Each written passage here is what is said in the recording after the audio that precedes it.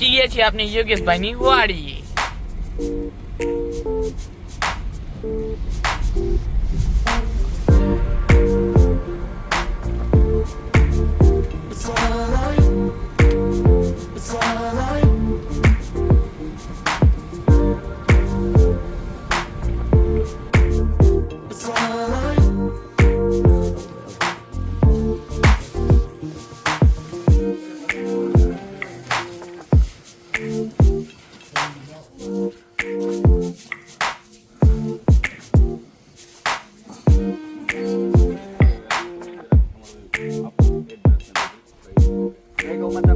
જય શ્રી રામ.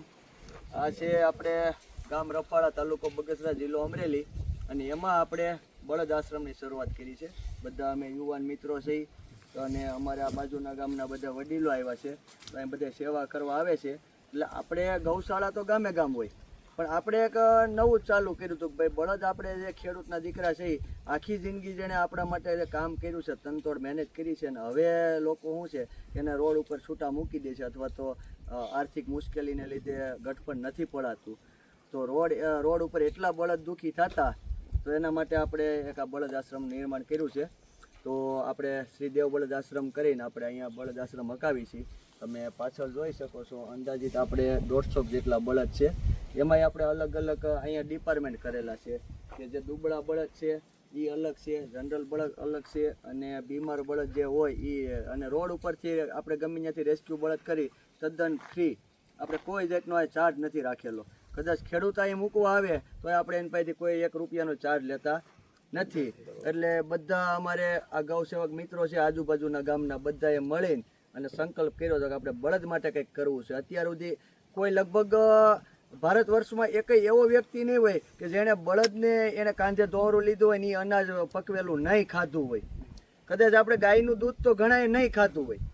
ગાયના ઋણમાંથી આપણે મુક્ત થઈ જાય, પણ આ બળદના ઋણમાંથી આપણે કોઈ મુક્ત નથી થવાના. એટલે બધા અમે મિત્રોએ સંચાલન કરવી છે. અને આજે જો વડીલો આવ્યા છે, બાજુનું ગામ અમારે નાના મુંજાસર, અવારનવાર આવતા રહે છે સેવામાં, મકાઈ વાટીને લાવે છે, આ તે બધું.